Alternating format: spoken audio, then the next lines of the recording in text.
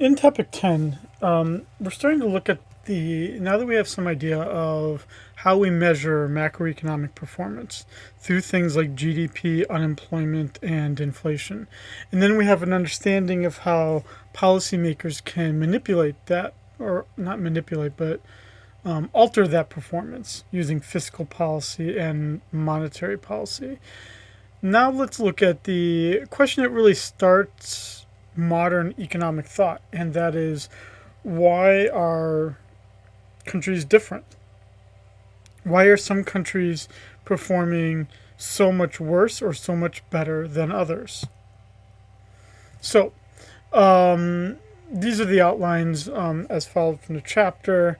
Why do different countries have different standards of living? Why do countries have different levels of unemployment and inflation? And then how do we manage the trade of goods between these countries?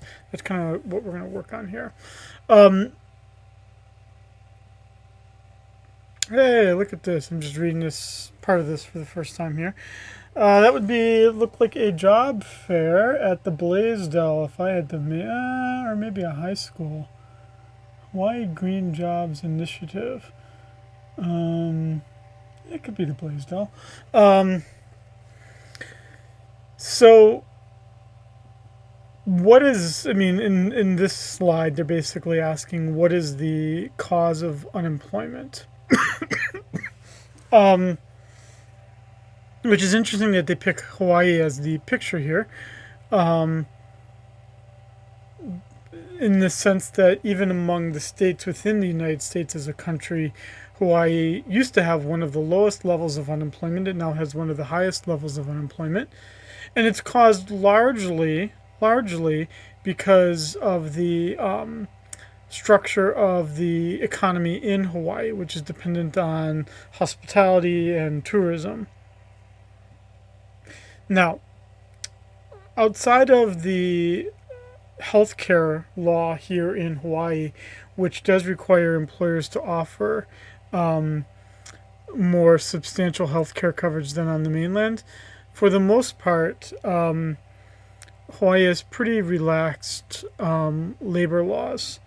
There's a few more licensing, and there's obviously union rules, which are a bit more restrictive, but compared to like California or New York, Hawaii is pretty simple, which means then that the unemployment rate during good economic times is lower than usual. If there were more restrictions, we'd expect it to be higher than the national mean. So if we look at all of the countries in the world, as economists, we tend to separate them according to their GDP per capita, which would be you take the total GDP, which is the production, and you divide it by the number of people. Now, it's not a great way to say how well people are doing. It's not a great way of measuring the standard of living, but it's an approximation. There are things where we could see the GDP per capita being lower, but when you look at these things like health, education, human rights, crime and personal safety, environmental quality, some countries might have a lower standard of living as measured by GDP per capita, but be better off. Well, with that said, low-income countries are those where the per capita income, the approximate level of income per person per year, is less than $1,025. I think you would agree that that is incredibly low income to survive on. A middle income country would be one where the per capita GDP is between $1,025 and $12,475, with $12,475 being about $1,000 a month. And then in high-income countries, that the per capita GDP exceeds $12,475. Now, how you go from being a low to a middle to a high, how you go from those positions, all depends on, for economists, on investments in labor and investments in capital. That's what's driving all of this. So, if that's what's driving this all, then the question is, how do you encourage those investments to be able to move from low to middle and middle to high? I've already talked about this. Because if we look at high-income countries, which I guess in some sense would be the end goal, most of the population of the world does not live in those high-income countries. It's not a unique set. It's a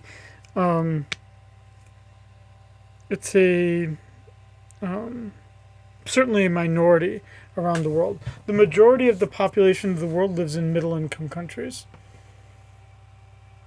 But when we look at the total global GDP and how much of the global GDP is captured by high income population, it's over half of the world's global GDP. Which is why everyone else in the world that doesn't live in a high income country is grumpy about high income countries like, United States, like a Canada, like a Japan, like a good number of the countries in Western Europe. The reason why they're grumpy with the United States and others is they're gobbling everything up. And why, if you're a country that's in the middle income, why you aspire to be in that group. So breaking this down a little bit further, not just into the three simple categories, but per capita, not just to high income, middle income, low income. If we start to break it down, basically anything in green, light green, I don't even know what that is. These top three would all be high income, covering a lot of the world.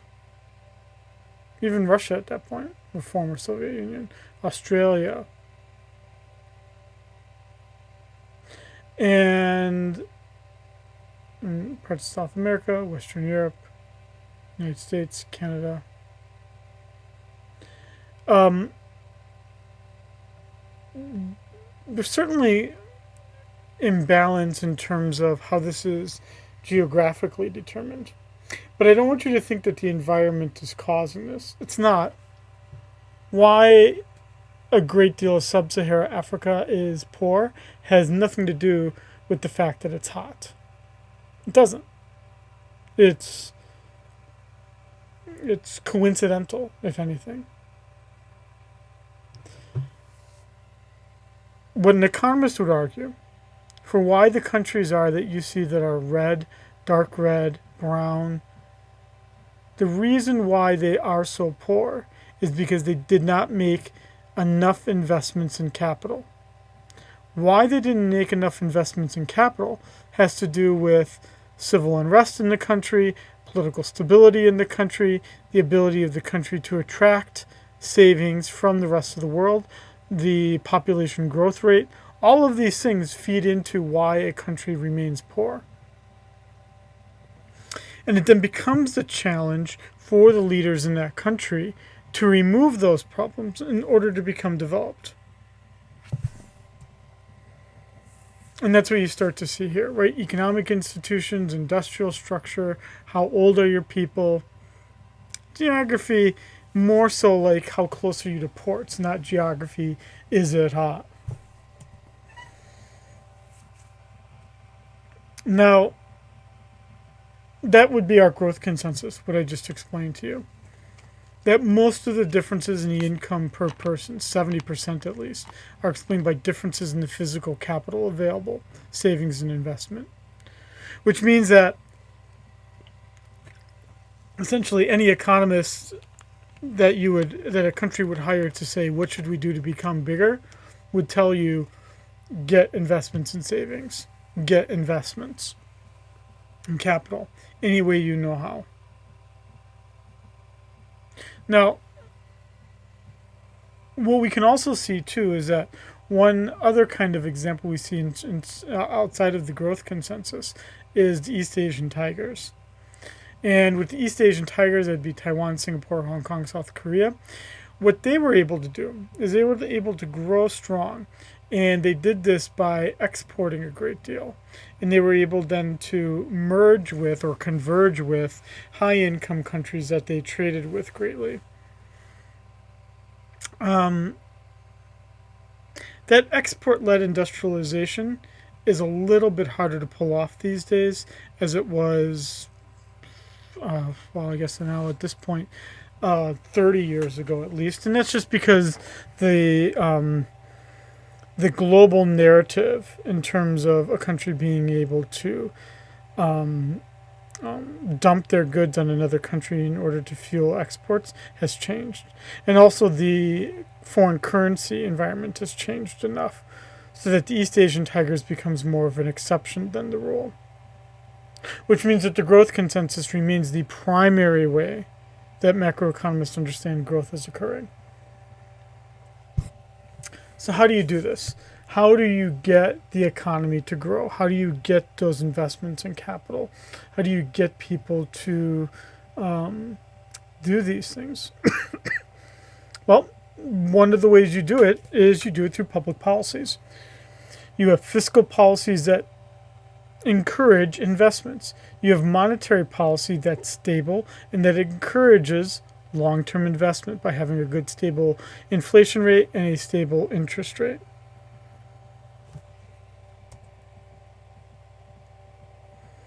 I'm not going to waste your time looking at these kinds of things here. So if you're a middle income economy, how you do this is, generally speaking, is that you focus a lot on education. You highly educate your workers so that that human capital represents something that the workers are more valuable, and that the work then is done in that country to then be exported elsewhere. They have the technology present to then export it elsewhere. You don't want to become then too dependent on a company coming in, investing in machines, and then when things change, they move those machines to another country. You want the most valuable capital to be actual workers, which are actually a little bit less mobile than the machines.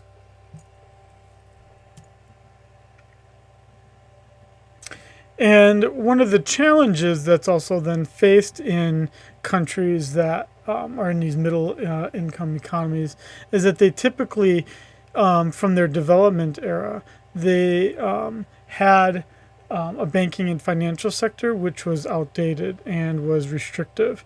And basically, it can hold the economy back. The country needs to shed this. They need to liberalize their economic and financial system in order to promote capital investment. These are the poorest countries of the world. What is common among many of these is instability. Instability that causes a lack of investment.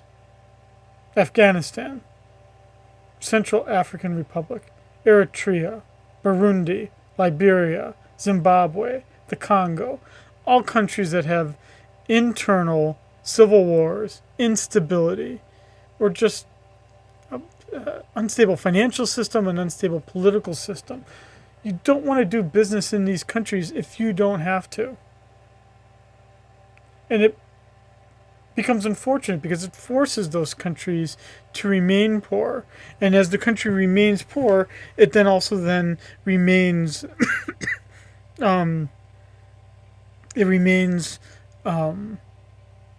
unstable.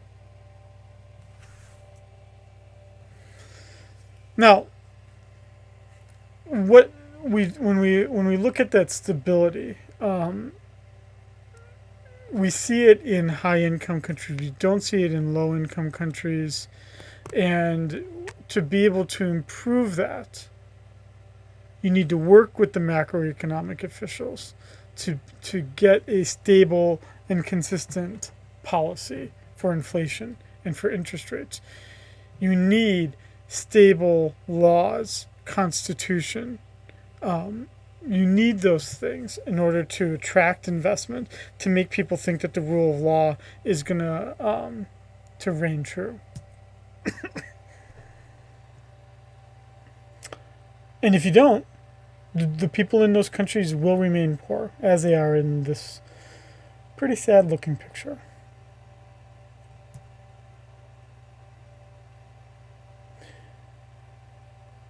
And what tends to happen here is that when you're in a low-income country, all you're trying to do is survive, naturally. So because these people are just focusing on surviving, they're only buying necessities. They're not saving. Or certainly if they're saving, they're not saving in the country that they live in because they don't trust the funds to remain there. And so when you think about what foreign aid does, not that I'm trying to give credit to those who say that we shouldn't give money to other people, but there is an extent to which there's some foreign aid that helps and there's some foreign aid that does not.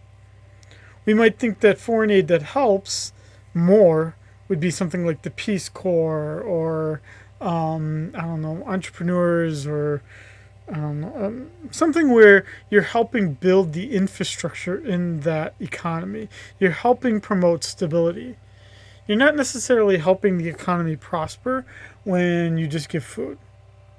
Yeah, at the same time, people need to survive to the next day. So it's not like you shouldn't give food. Now, when you look at the unemployment rate across countries, you do see that the same rules apply across all countries. You can use fiscal and monetary policy to alter the cyclical level of unemployment. But one of the differences between, even among high-income countries, is that there's a distinctive difference in their natural rates of unemployment. And again, it's caused by the rules and restrictions. Western Europe being a set of countries that's notorious for having lots of rules and restrictions that make it very expensive to have employees, which is then why the official unemployment rate's rather high, but in actuality, people are working, they're just working under the table. Yet they still would be counted as unemployed. And that's also too what you see in developing countries as well, is that even in poor countries, the unemployment rate might be high, but it's just that people are working under and outside of the system. They're doing things, they're doing home production for themselves, they're bartering, they're trading, or they're just not engaging in the market economy as much as is done in a modern market economy like our own. And that's not very good, though, because the consequence of that is that if they're not connected to the labor market very strongly, then they also do not, firms do not specialize their labor, meaning that we suffer from lack of productivity, but that also we face problems with the social network, the social capital, the financial infrastructure being underdeveloped because there's not a lot of money flowing through things. And just as there's the differences in the unemployment, there's also the differences in inflation across countries. And we see that by failing to control inflation, you will not get the investment you need in that country. And by not getting that investment that you need in the country, you will remain a developing economy. Why is that the case? Why are there different inflation rates? Primarily because in low and middle income economies, the common problem is that leaders within that country just printed too much cash. They just kept printing and printing and printing cash and causing huge budget deficits that are then maintained and paid for by the central bank just paying it off by printing more cash, which causes inflation and causes all of the remaining problems.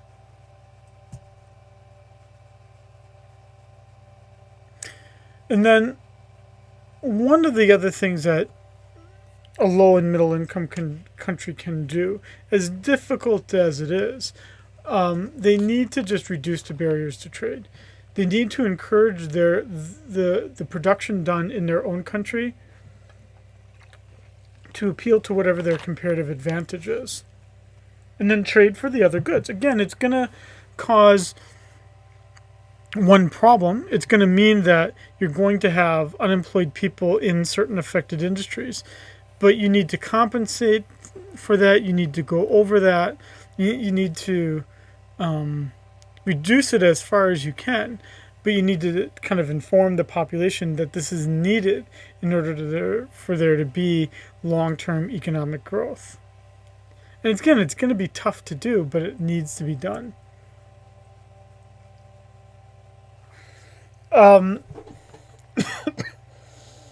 So what this then creates here is it creates a heightened importance to how capital is flowing across international borders. And what we see is that high-income countries tend to export more than they import most of the time, and so then they invest in the rest of the world. And low and middle income countries tend to import more than they export, and so because of that they need to bring in lots of foreign capital, which then again further reduces the ability of the low and middle income country to develop financial capital within their own borders. They're just overly dependent then on getting the capital from others. There's Greece, although this is dated by this point, so I'm not going to spend any time on it. So where do we start then? How do we make this less depressing of a discussion? And it really then means, as the first bullet point identifies here, you focus on the people, making sure that they have good health and good education. That's then, so the human capital formation. And then from there, you focus on merging physical capital with the human being workers that you have to be able to have a strategy for economic growth. Okay.